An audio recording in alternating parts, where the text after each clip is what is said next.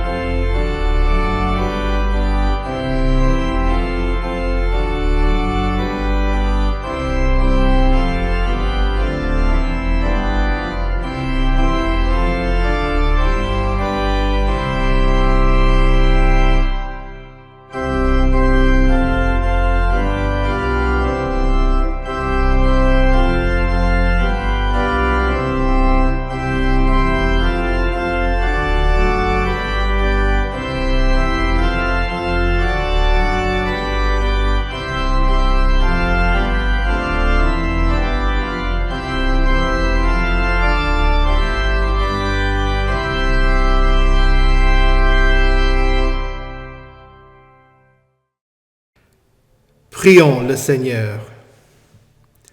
Dieu vivant, tu as rappelé d'entre les morts le grand pasteur des brebis. Accorde-nous ton Saint-Esprit, afin que nous reconnaissions la voix du bon berger et que nous le suivions en sorte que ni le péché ni la mort ne nous arracheront de tes mains, qui vis et règne avec toi et le Saint-Esprit, un seul Dieu, maintenant et pour les siècles des siècles. Amen. Écoutez avec respect et recueillement les lectures pour ce dimanche Misericordias Domini, tout d'abord dans les Actes des Apôtres au chapitre 13, les versets 26 à 33. Mes frères descendants d'Abraham, et vous qui craignez Dieu, c'est à vous que cette parole de salut a été envoyée.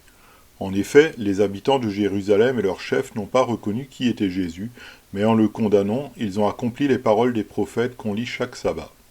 Bien que n'ayant rien trouvé en lui qui mérite la mort, ils ont demandé à Pilate de le faire mourir.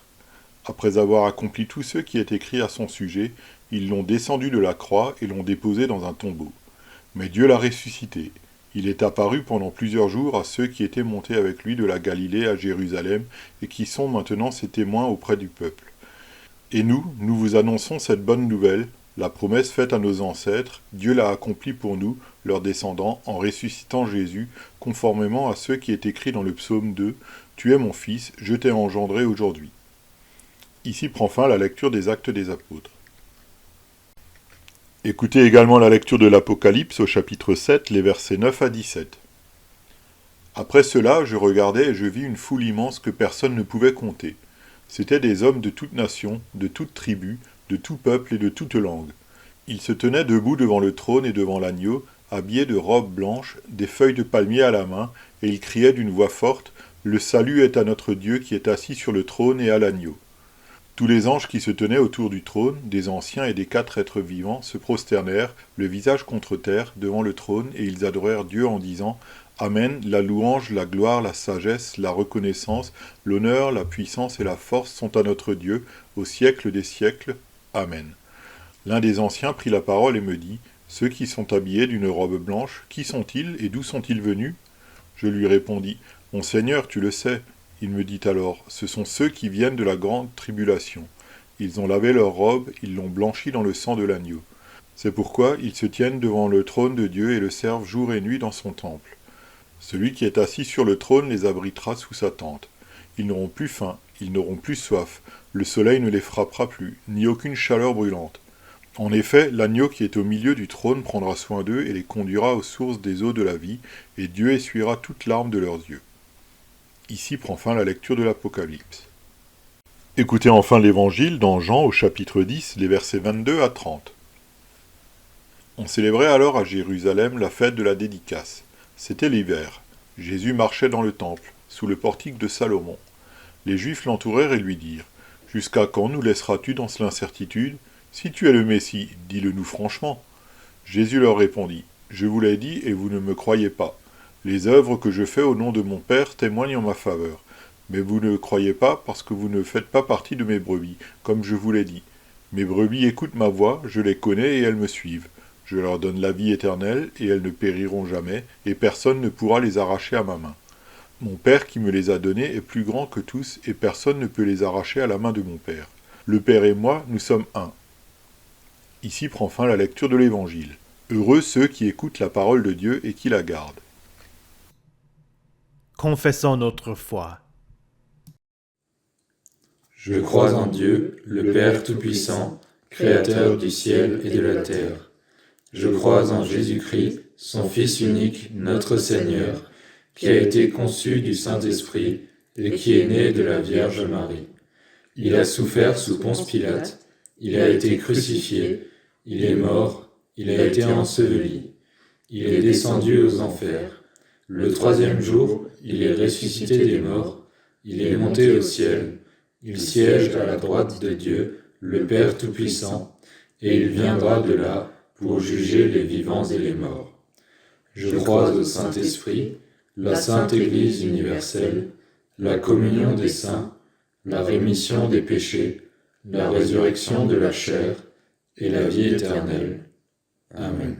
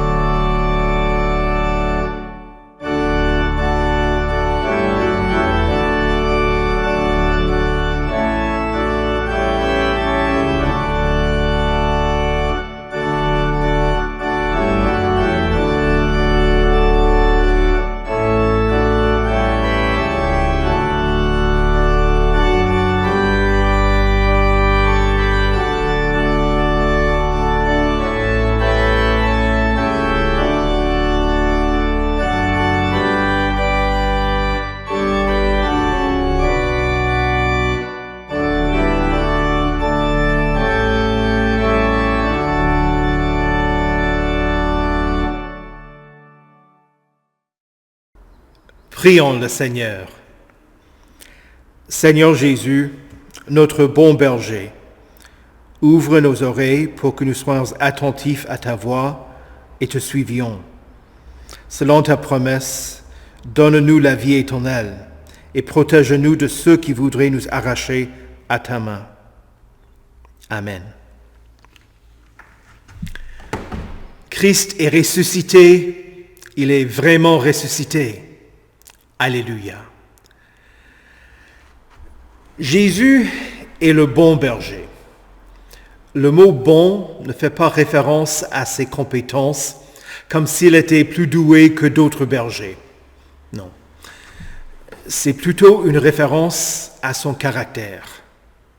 Il est noble, juste et digne de louange. Pourquoi est-ce qu'il est le bon berger? Parce qu'il fait ce qu'aucun autre berger ne ferait jamais. En général, ce sont les brebis qui meurent pour assurer la survie du berger. Jésus, le bon, le noble, le juste berger, donna sa vie pour ses brebis. C'était un acte d'amour qu'il fit volontairement, car en parlant de sa vie, il dit « Personne ne me l'enlève, mais je la donne de moi-même.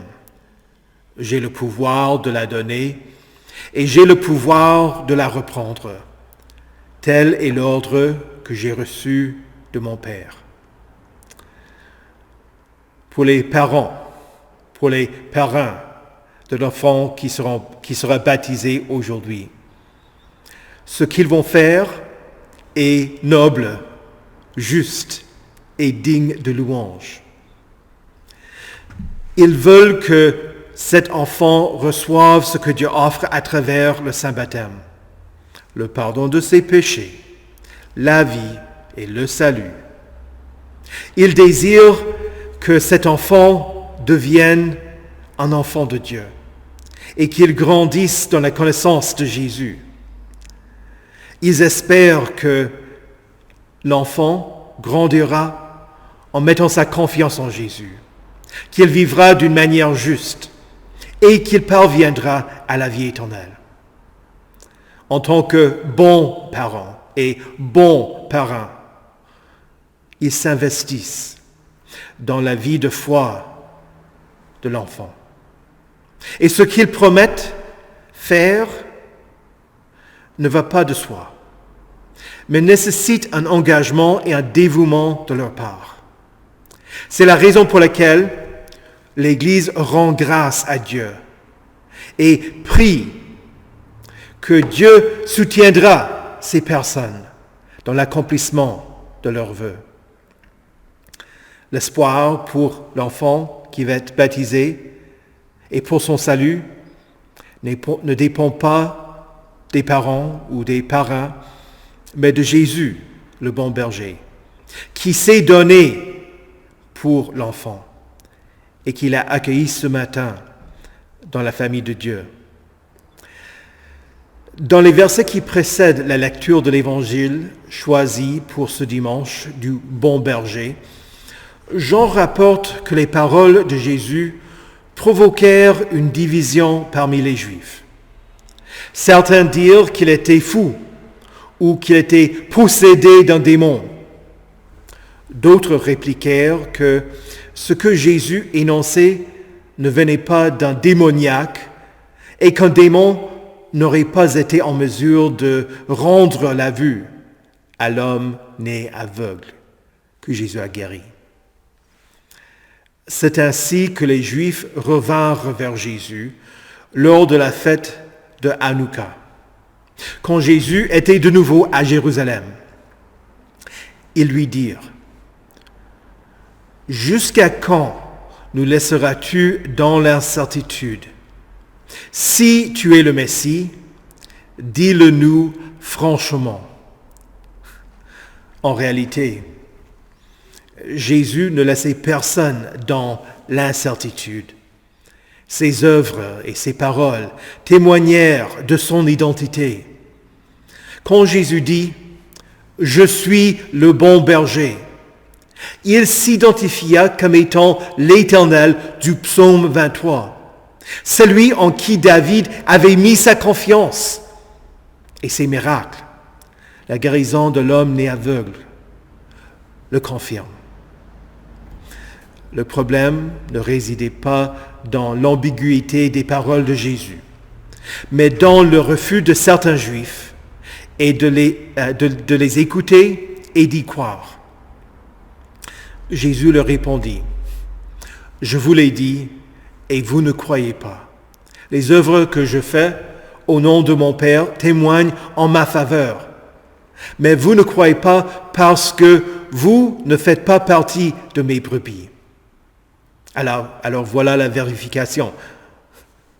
Je suis le bon berger.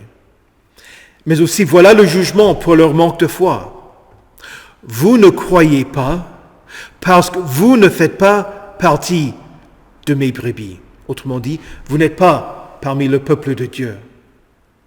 Ce n'est pas que Jésus veuille les exclure, mais ils le rejetèrent parce qu'ils n'écoutèrent pas sa parole. Jésus ne veut pas que vous soyez dans l'incertitude, ni en ce qui concerne sa personne, ni à propos de votre salut. Il n'y a de salut en aucun autre, car il n'y a sous le ciel aucun autre nom qui ait été donné parmi les hommes, par lequel nous devons être sauvés. Le nom du salut, c'est Jésus. Si vous n'êtes pas chrétien, écoutez bien. Aujourd'hui, si vous entendez sa voix, n'endurcissez pas votre cœur. Quand Dieu vous parle, écoutez, mettez votre confiance en lui. L'assurance du salut est un don de Dieu, et le chrétien pourra avoir cette certitude. Dans l'Évangile selon Marc, nous lisons, « Celui qui croira et qui sera baptisé sera sauvé. Mais celui qui ne croira pas sera condamné. » Si vous vous tournez vers vous-même pour trouver la certitude de votre salut, vous allez désespérer, car vous êtes un pécheur. Et vos meilleurs efforts, vos œuvres, votre bonne volonté ne suffisent pas. C'est en croyant en Jésus et en étant baptisé que vous recevez la promesse du salut. Votre salut ne dépend pas de vous, mais de votre Sauveur et de ses dons. Jésus dit, « Mes brebis écoutent ma voix. Je les connais et elles me suivent. » Il ne dit pas, « Mes brebis ont écouté ma voix. » Le verbe est au présent. L'écoute de la parole de Dieu est constante.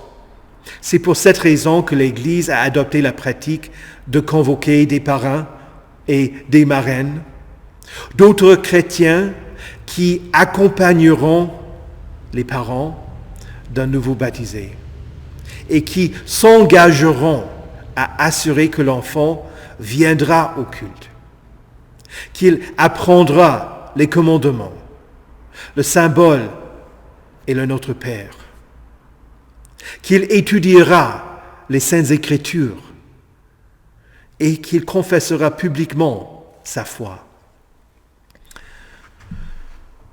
Nous voulons tous que l'enfant qui sera baptisé continuera à écouter la voix du bon berger et qu'il suivra Jésus tout au long de sa vie et pour toute l'éternité. L'Église existe afin que les gens entendent la voix de Jésus. Luther écrivit, « Un enfant de 7 ans sait ce qu'est l'Église, à savoir les saints croyants et les brebis qui écoutent la voix de leur berger. » En écoutant la voix de Jésus, votre berger, vous le connaissez et vous le suivez. Au Moyen-Orient, Les bergers ne guident pas leur troupeau en le suivant derrière, comme c'est le cas pour les bergers en Europe ou en Amérique du Nord. Là, au Moyen-Orient, ils marchent devant le troupeau. Chaque berger a sa propre manière de siffler et les brebis sont à l'écoute pour pouvoir suivre leur maître. Même si deux troupeaux broutent au même endroit, il suffit que le berger fasse son appel et ces brebis se sépareront des autres. La charge du chrétien, c'est d'être attentif à ce que Jésus dit. Il ne suffit pas de dire que vous étiez croyant, que vous écoutiez la voix de Jésus, mais que vous l'êtes toujours, que vous le fassiez toujours. Ce n'est pas opportun de dire « Ah, j'ai déjà entendu cela ». Il faut continuer à apprendre, car on ne peut arrêter d'étudier ce que Dieu n'a pas fini d'enseigner en tant qu'Église. Et désirant que le monde entier écoute la voix de Jésus, nous publions la bonne nouvelle du salut et administrons les sacrements. Pierre écrit dans sa première épître, « Vous, au contraire, vous êtes un peuple choisi, des prêtres royaux, une nation sainte, un peuple racheté, afin de proclamer les louanges de celui qui vous a appelé des ténèbres à sa merveilleuse lumière. » Le Saint-Esprit travaille à travers la parole de Dieu pour convertir ceux qui ne sont pas encore chrétiens. Voilà ce qui s'est passé à travers le baptême de cet enfant. Dieu, le Saint-Esprit, a œuvré à travers la parole. Par ailleurs, l'apôtre Paul écrit dans sa lettre aux Romains, « La foi vient de ce qu'on entend, et ce qu'on entend vient de la parole de Dieu. » Alors, pour l'enfant baptisé, ce n'est pas l'eau qui l'a sauvé, mais la parole de Dieu unie à l'eau, et la foi en cette parole de Dieu, comprise dans l'eau. Ainsi, le baptisé a reçu le bain de la nouvelle naissance et le renouvellement du Saint-Esprit, que Dieu a déversé avec abondance sur nous par Jésus-Christ, notre Sauveur. Ainsi, déclarés justes par sa grâce, nous sommes devenus ses héritiers, conformément à l'espérance de la vie éternelle. Ne vous contentez pas d'écouter la parole sans la mettre en pratique. Si vous agissez ainsi, vous vous trompez par de faux raisonnements. En effet, ce ne sont pas ceux qui écoutent la loi qui sont justes devant Dieu, mais ce sont ceux qui la mettent en pratique, qui seront déclarés justes. Dans le psaume 23, nous lisons « Il restaure mon âme. Il me conduit dans les sentiers de la justice, à cause de son nom. Le Dieu qui justifie veut que les siens vivent selon la justice. Jésus dit de ses brebis, « Je leur donne la vie éternelle. » Elle n'est pas méritée, mais reçue en cadeau. Il peut l'offrir car il est le bon berger qui a donné sa propre vie en rançon. C'est ainsi que le psalmiste dit, « Quand je marche dans la vallée de l'ombre de la mort, je ne crains aucun mal, car tu es avec moi. Ta houlette et ton bâton me rassurent. » Jésus est mort et il a vaincu la mort. C'est pourquoi il ne faut pas craindre la mort. Il l'a anéanti et il donne la vie qui durera éternellement. Jésus tient en main deux outils. Sa houlette est utilisée pour saisir une brebis par une patte arrière et pour la ramener à lui. Et son bâton sert à frapper les ennemis qui voudraient attaquer les brebis. Vous avez cette promesse. Personne ne pourra les arracher à ma main. Arriver à la vie éternelle nécessite de la persévérance. Mais ce n'est pas seulement par vos propres efforts. Est-ce que le Dieu, celui qui a tout fait pour vous sauver, dirait par la suite, « Bon, ça suffit, maintenant, c'est à toi. » Non. Dans la lettre aux Hébreux, nous lisons « Courons avec espérance l'épreuve qui nous est proposée. Faisons-le en gardant les regards sur Jésus, qui fait naître la foi et l'amène à la perfection. » Ah, voilà l'œuvre de Jésus. Oui, vous persévérez, mais c'est Jésus qui fait naître la foi, qui l'amène à la perfection. Jésus persévère lui aussi pour votre salut. Le dernier verset du psaume 23, dans la traduction de Louis II, dit « Oui, le bonheur et la grâce m'accompagneront tous les jours de ma vie. » Personnellement, je suis d'avis que cette traduction est trop passive. Le sens, c'est plutôt que le bonheur et la grâce de Dieu vous poursuivront tous les jours de votre vie. Comme la brebis perdue de Luc 15, quand vous errez, Jésus vous cherche. Chaque jour, il vous parle à travers sa parole. Chaque jour, il veut entendre vos prières. Quand vous vous repentez, il dit, « Réjouissez-vous avec moi, car j'ai retrouvé ma brebis qui était perdue. » C'est ainsi que vous pouvez dire, « J'habiterai dans la maison de l'Éternel jusqu'à la fin de mes jours. » Chère brebis du bon berger, écoutez sa voix. Suivez-le. Il vous donne la vie éternelle. Vous ne périrez jamais et personne ne pourra vous arracher de sa main. Au nom de Jésus, Amen. Que la paix de Dieu, qui surpasse toute intelligence, garde vos cœurs et vos esprits en Jésus-Christ pour la vie éternelle. Amen. Prions le Seigneur. Pour les jeunes enfants baptisés qui ont reçu le don de la foi, mais qui ont besoin d'une formation. Pour les jeunes qui étudient la parole de Dieu afin d'avoir une foi informée. Pour les adolescents de l'Église qui sont mis à l'épreuve et qui se posent des questions à propos de leur foi. Pour les jeunes adultes qui veulent intégrer leur foi dans leur vie de tous les jours et qui, parfois, vivent loin d'une paroisse.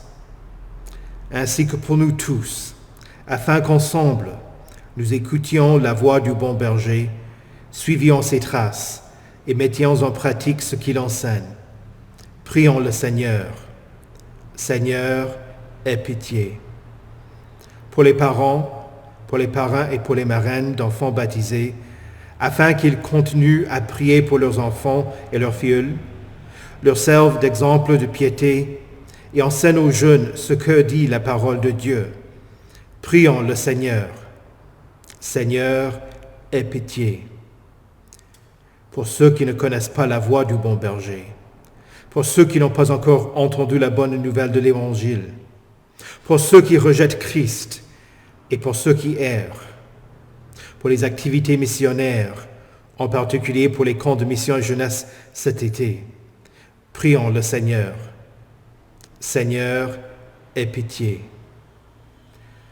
pour un saint respect pour la vie humaine, pour les femmes enceintes et pour les enfants à naître, pour les malades, les blessés, les handicapés, les faibles et les vulnérables, pour les réfugiés, pour ceux qui désespèrent et qui ne veulent plus vivre, pour les vieillards, ainsi que pour tous ceux qui prennent soin d'eux. Prions le Seigneur. Seigneur, aie pitié. Pour ceux qui prêchent et qui enseignent la parole de Dieu, afin que le troupeau écoute la voix de Christ. Pour les pasteurs de notre synode qui se réuniront cette semaine. Pour la paroisse de la LCMS à Kaiserslautern, qui fêtera son 40e anniversaire ce samedi. Pour les délégués de la conférence luthérienne européenne, qui se réuniront dans quelques semaines.